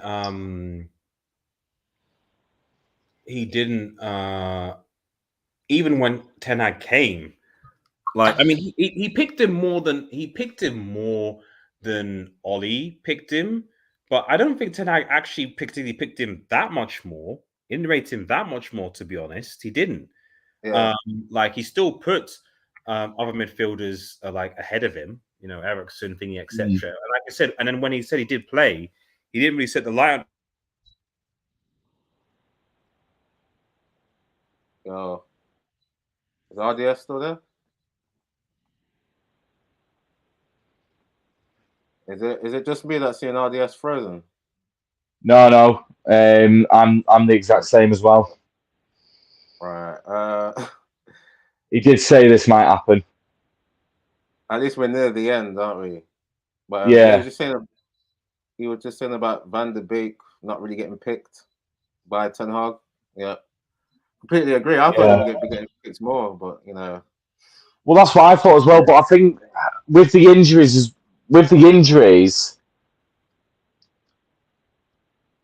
it's whether Van der Beek has turned around to him and said, "Look, I don't feel great to fully go on." Yeah, I would say that as well, because that happens to a lot of players. Like when you get injuries, you don't come back the same as well. No. Like I said, I mean, I said that all I'm going to say on Donny van der Beek. We had a couple more players to go through. I forgot who it was that we had, but yeah, it's a real shame what happened to Donny. But yeah, people in the comments keep hitting the like. We're near the end. Hopefully RDS comes back. Yeah. He's just put a comment saying that his laptop's shut down. So bear with him, and he'll be back. Hey, RDS, you there? Hey, can everyone hear me? Sorry, yeah, my laptop, of course, decided that it was going to just completely shut itself off and cause that. So I'm sorry about that, guys. But we can just I know that because I can't share screen the thing, so I'm sorry about that, everybody. But what I can do is we literally the only player that we had left to discuss was Malacia. So I mean, what do people? So just to finalize, like, what do people think about Malacia, and where do they think that how do they think his season should have been? Yeah, I think it was average. For me, there was certain games where we saw his weakness of making mistakes, like against Sevilla, but he's got tenacity, good fitness. He just looks like raw material that can be coached. Yeah, I'm saying average. And Phoenix, what do you say? What's your thoughts?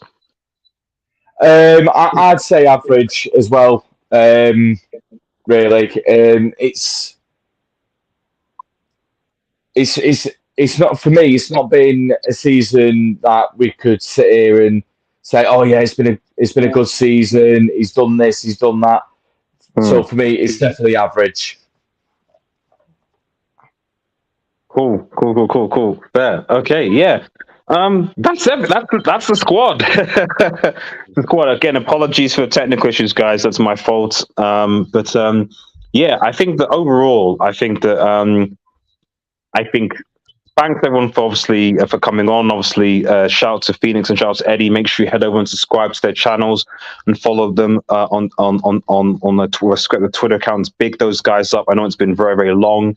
I think at the end of the day, I think that if you're a United fan, you just want this takeover to go through, because it just seems that we really can't put this season to bed without knowing what's actually going to happen next season. Right now, it's not really there from what I can see. So, but yeah, big up to you guys.